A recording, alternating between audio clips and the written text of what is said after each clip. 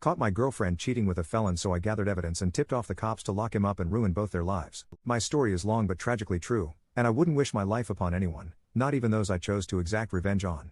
I will have to accept and reveal a few things about myself that I'd rather not and am not proud of. I was 19 when my father was diagnosed with pancreatic cancer. Things were very challenging, with my mom working 9 to 9.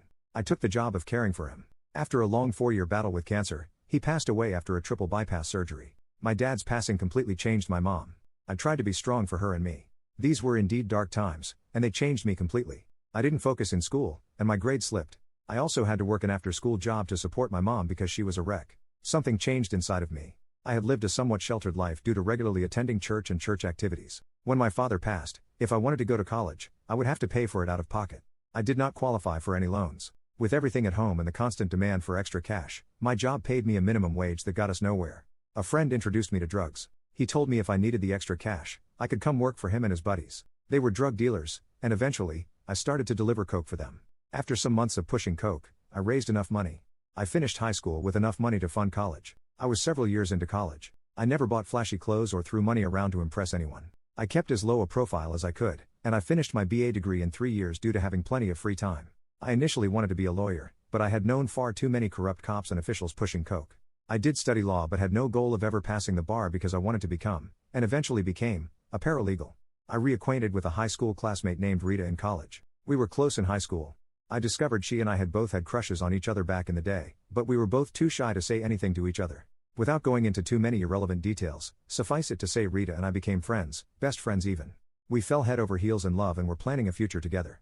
Both of our previous relationships had been total failures, mine in particular. It had left me feeling completely dead inside, as if I was incapable of loving. It had been years since I had dated on purpose. My previous ex, I will call Becky, had done cold and heartless things to cause our breakup. I was good to her, saving her from an abusive relationship, never abusing her, and teaching her that no human deserves to be used. But she left me broken and in shambles. Finding Rita gave me hope, but it also made me recognize that every relationship before her had failed me. Rita was the love of my life. We were meant to be together. We took it slowly at first. 2 years passed, and I opened more and more to her. I told her about what had happened with Becky, my dad, and all. She sympathized with me, and she was very empathetic. We started sleeping together and eventually became a couple. She seemed to appreciate that I actually listened, spoke honestly, and was protective of her. She said she loved me, and I admitted I loved her. I never told her how I'd paid for college or the things I'd seen or done. She didn't need to know. I was afraid it would ruin things with her. We loved each other and already had plans to start a family. A few months later, disaster struck. My mother had a terrible accident. She was crushed by a large shelving unit. It was pretty bad. She was taken to the hospital by the neighbors who found her. She had to undergo some medical tests. She sustained many injuries and a few broken bones. It was discovered that my mom had a leaking heart valve. The tests were to see if they could repair the valve. A week later, we got the good news that the valve could be replaced, but we also got bad news. During the tests, they identified 5 small masses in and around her left kidney, with a high probability that the masses were tumors and malignant. The doctors did a biopsy to discover she did, in fact, have renal kidney cancer. She began treatment, and I knew I had to stay focused on my mother. Things had been going great with Rita. We had moved in together. It was a town about 30 miles from my mom's. When I told Rita about my mother, she expressed concern and support. When I explained it meant we would see less of each other, she assured me that she had no desire to put things between us on hold. She said she wanted to be there for me in no other way than as emotional support. I urged Rita that if she decided she wanted to take a break or thought she might be interested in anyone she met, to say to me, and I would understand. She assured me that she cherished me and that nobody could ever take my place. My mom started chemo. Initially, the chemotherapy seemed to have none of the horrible side effects. It was well into her 2nd month before she noticed weakness and a loss of appetite. I talked to and texted Rita multiple times per day, every day. She would message me asking how my mom was doing as soon as she woke up each morning, and we often spent hours before falling asleep talking and telling each other how much we missed each other. We got to see and spend the night together about every 2 weeks. But everything seemed fine when my mom's condition worsened. So, I told Rita that she could go out with friends and enjoy life. As summer began, I knew Rita would enjoy going to outdoor activities even without me. My mom's failing health that summer meant no fun in the sun for me.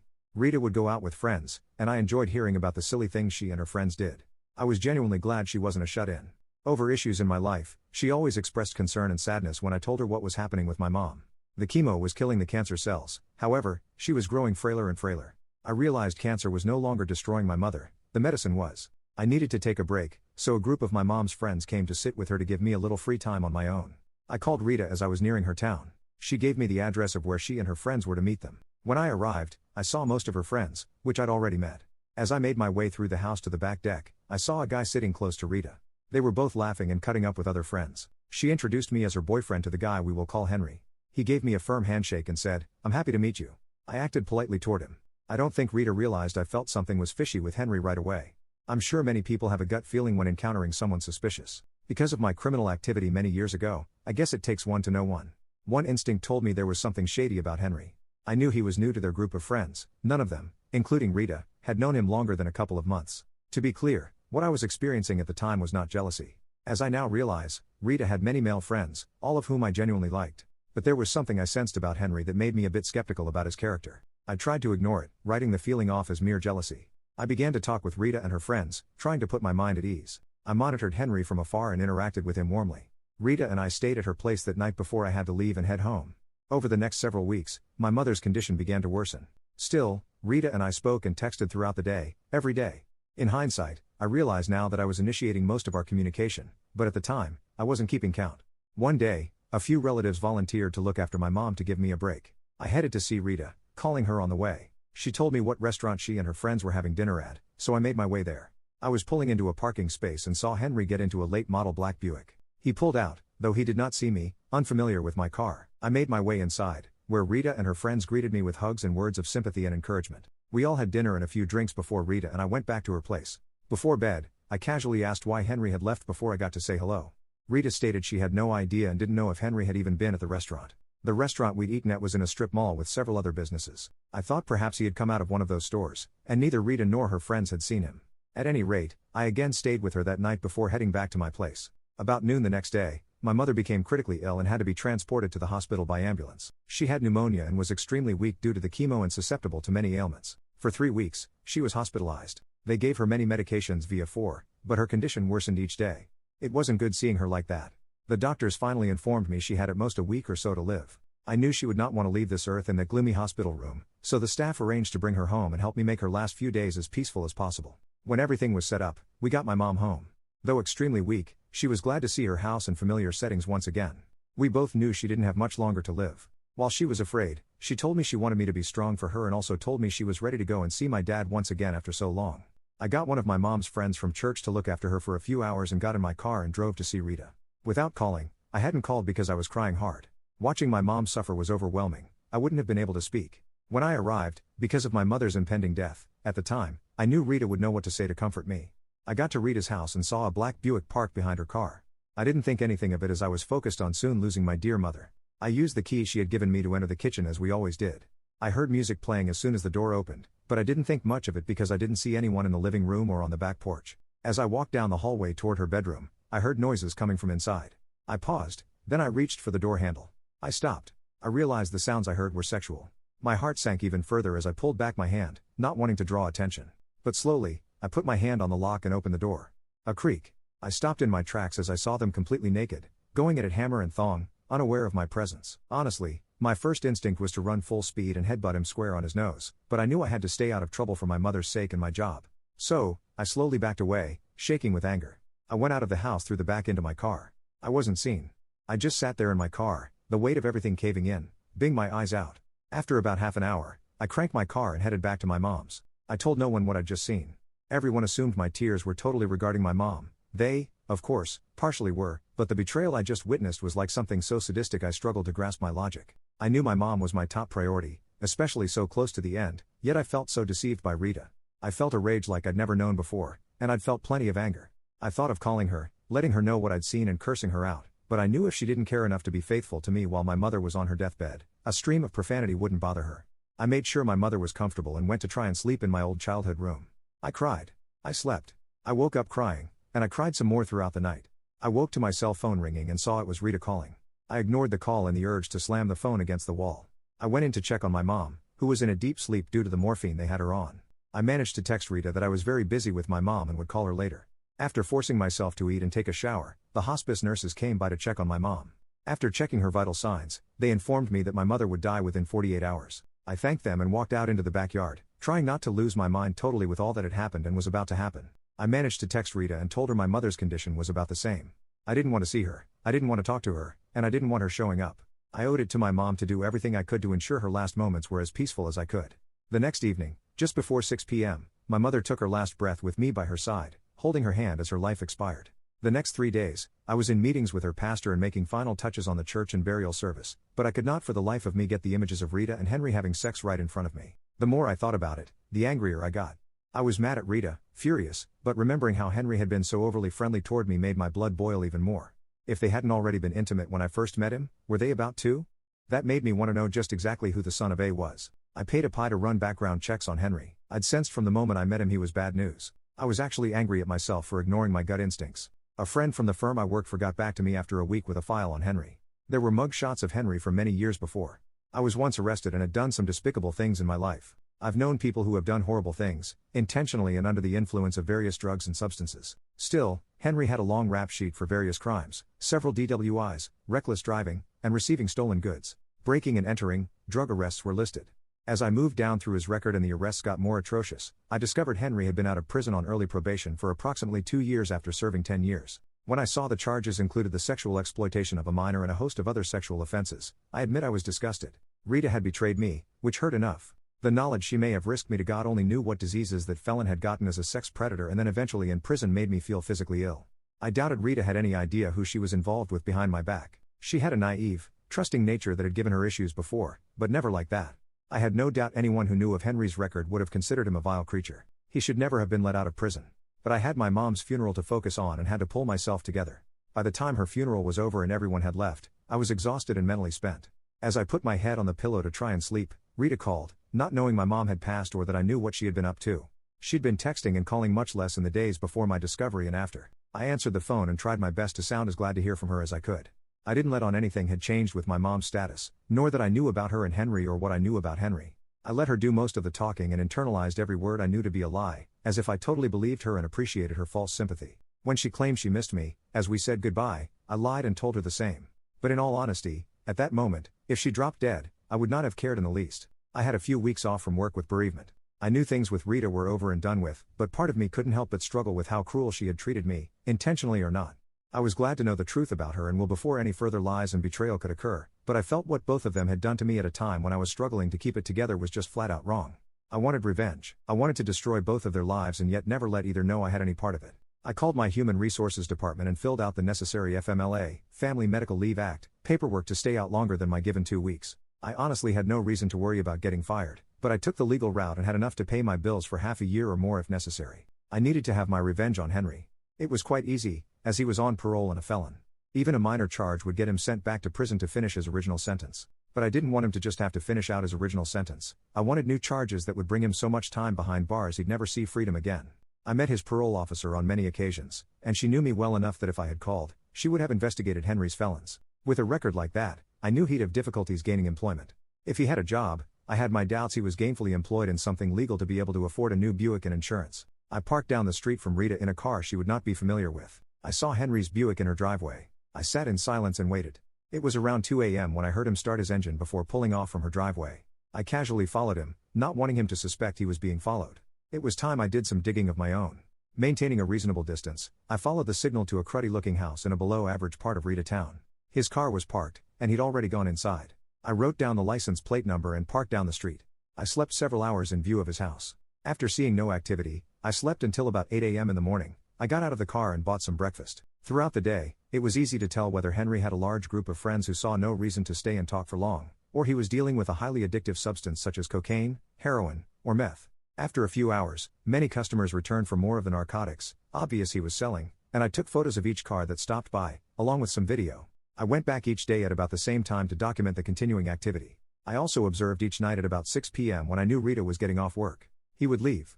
I trailed him each night to see him meet Rita at a restaurant or go straight to her house. I had major doubts she'd ever been to his house, at least not that house. I had enough evidence to turn into the local police, but I decided to document his activities one more day, as I knew he hadn't been out to get more drugs to sell. That last day, I staked out his house around 3 p.m. People stopped coming by, which was unusual. I sat and observed when, about 30 minutes later, a large black Cadillac Escalade pulled into his driveway. I had usually seen no more than one person get out of a vehicle to go into Will's house. This time, I observed 3 large males exit the vehicle and open the back door to escort a middle-aged man inside.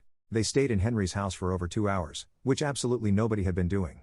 I was fairly certain the middle-aged man was his source for the drugs he was selling. I drove by, taking a picture of the Escalade's license tag. At home, I downloaded the photos and video I'd taken of Henry's activity to my computer. I made a detailed report citing the activity from the 4 days I'd observed. When finished, I printed out 38 pages of photos of people heading for Henry's door to buy drugs. I saved all video of the activity I'd recorded to a SIM card and placed it in a small plastic box for safekeeping. I knew it wouldn't take much to convince the police of what Henry was up to. I was giving the cops actual admissible evidence with times and dates stamped on each photo and video, but I wanted to put so much heat on him that the police would be the least worried. The next morning, I went by the town's police station in Reedstown. I calmly walked in, requesting to speak with someone in their narcotics division. A uniformed officer came out from the office section, shook his hand, and I handed him my business card. He stared at the card for several seconds and asked 2 of the lawyers in the firm I worked for about me. The cop knew the business card carried quite a bit of clout, even if I never passed the bar exam. I told him I had some information he might want to look at. The detective happily led me back to a conference room where we made small talk about mutual acquaintances, but soon I pushed a folder of paperwork in the box with a SIM card across the table toward him. Listed on the first pages was Henry's first name, date of birth, criminal record, and parole officer. The detective examined the photos, and I sat quite quietly as he did. By the expressions on his face, he realized he'd been given information that could easily lead to an arrest warrant for Will. He must have also imagined how much narcotics those arrests could get off the street, potential promotions and other positives. He thanked me for the evidence and placed the folder back down on the table. He asked me if I would be willing to testify. I explained the damning evidence was, so I wouldn't have to. He smiled and casually asked if there was anything I needed. I explained that I felt Henry had been allowed off prison far too soon. It was apparent he had not been rehabilitated and deserved to go back to jail for much longer. The detective agreed but again asked what I wanted in exchange for the information. I pulled out a photo of the black Escalade with the license plate number and pushed it toward him. I asked him to write the tag number down for his own benefit. I explained the owner of the Escalade might be an even bigger drug dealer. I reaffirmed I wanted my name kept out of any police or court reports. He agreed. I then lied and said my firm was representing someone who may have been set up by the owner of the Escalade. He knew I could have gotten one of the lawyers in my firm to call in a favor for the info, but he also knew lawyers like to use their favor sparingly. He thought quietly for a few seconds, realizing I'd given him yet another lead to potentially follow. I'd done more detective work in 5 days than his entire staff had done in months, so he happily agreed.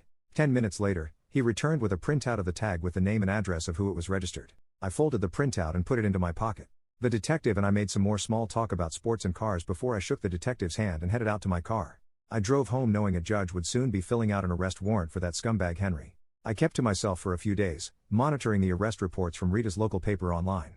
One morning, the front site showed a photo of a very bewildered, confused Henry being led away in handcuffs. As long as nobody had made any stupid errors to get him off on a technicality, he'd be finishing out his original time plus many additional years. There was always the possibility he might get a good lawyer to reduce the charges or find some loophole to get him off scot-free. I couldn't and wouldn't let that happen. I hadn't been driving for 10 minutes when my phone rang. The caller ID let me know it was Rita calling. When I answered, I tried to act surprised and happy to see her. Without even a friendly greeting, she asked how I couldn't have let her know my mother had passed away. She'd seen the obituary in my city's newspaper. I replied that it seemed she was busy enjoying life and that I didn't want to burden her with my grief. I quickly asked why she hadn't been texting or calling as much lately, which led her to change the subject and ask to see me. I tried my damnedest to act happy to hear from her and told her that I missed her. I asked her if she could meet me for dinner at our favorite restaurant in our town, and she readily agreed. Since Henry was no longer around to keep time with, she was glad to have me back to fill in the void. I showed up to dinner with a smile and a long hug, trying to control the urge to break her spine in half. I was surprised she didn't say anything when I avoided kissing her. I'm sure she assumed in my grief that romance wasn't something I'd had in my mind much. I just had a very good idea what her mouth had been doing, and I didn't want Henry's prison germs on me. We sat at the bar and ordered 2 drinks from our favorite bartender. He knew us as a couple because we always tip very well. When our drinks arrived, I excused myself to the restroom and typed a short message out on my phone that read, "Make my drinks with no alcohol and make hers doubles." When I returned from the bathroom, I sat next to Rita at the bar, discussing drinks we'd enjoyed but hadn't tried in quite a while. I acted as if I was pulling up the recipe for some unusual drink. The bartender came over and asked if we were ready for another drink. I told him we were celebrating after not seeing each other for quite a while. I held up my phone for him to read the message, asking if he knew how to make that drink. He read the message and smiled, agreeing the drink I'd requested was a specialty of his. I'm sure the bartender and Rita assumed she could get as sloshed as she wanted to and that she'd be heading to her place with me afterward. I had other plans. Rita commented on how strong hers was. I told her I could barely taste the alcohol in mine. We ordered several more drinks. Rita commented about how drunk she felt. I acted confused, stating I barely felt a buzz at all. After several hours, I paid for our dinner and drinks with a sizable tip. As we exited the door, I acted like I'd gotten a very important call that I needed to take. After the obligatory, uncalled, non-existent phone call, I told her I had to rush back to my town to the office. One of the lawyers needed me for a case early the next morning. I asked her to go to her house and wait on me, promising the errand wouldn't take long. I helped her into her car and watched her pull off before using my cell phone to immediately call the police and tell them I'd seen a drunk driver leaving that restaurant. I urged them to hurry, the person was in no shape to be driving. I jumped into my car and headed to Rita's house, about 2 miles away. About a mile from her house, I saw blue lights ahead of me and slowed down to see Rita's car pulled over. I knew she was going to get a DWI, as that is in fact what I had planned. Neither she nor I knew that Henry had been using her car to deliver cocaine to low-level dealers under him. They did the obligatory search of Rita's car and found several ounces of cocaine stashed beneath the back seat. I had absolutely no intention of getting her arrested for narcotics possession with intent to sell, but the fact Rita had given me her spare car key the same night she had given her spare house key, I knew well I could have just as quickly been the one to screw my life up. Neither still had any idea I knew about her unscrupulous cheating that was revealed to all later. Update: I arrived back at my house that day, and my cell phone rang from a strange number. I answered to hear Rita crying and blubbering while trying to tell me something. I got her to calm down. I actually wanted to hear what she had to say. She managed to tell me she was in jail, to which I innocently asked where and for what. When she told me what she had been arrested for, I was genuinely shocked about the drug arrests. I asked her what she wanted me to do. She wanted me to help get her out and asked me to post bail. I explained that since my mom had died, I couldn't risk putting up any of my property due to probate issues. I could have easily put my own home up as collateral, but I viewed her drug charges as collateral damage, and she had damaged my life enough that the charges for possession of cocaine with intent to distribute carried mandatory time. I felt after what she'd done to me with who she'd betrayed me with, part of her deserved what was coming to her. I went to her arraignment and sat in the back, hoping not to be noticed. As she entered the courtroom, she saw me. I gave her a look of confusion as to how she could ever be arrested for such a crime. I knew damn well how, of course, but I had to act totally oblivious when she tried to explain to the judge her boyfriend had been arrested for dealing drugs only days before and it had to be his. The judge didn't want to hear it. She turned around and looked at me with shame and tears in her eyes, realizing I knew she'd been cheating. I shook my head in disgust as they led her away. She knew, and the attempt to contact me ever again would be a fool's errand. Bond was set extremely high for both. Henry pled guilty and asked to forego a trial in an attempt for leniency, but he got none. Rita's trial took place a few weeks later, and she accepted a plea. She got 4 years with the possibility of parole in 3, but her career was over when she got out, and I didn't care one bit. They'd messed with the worst person they could have ever crossed at the absolute worst time to cross me.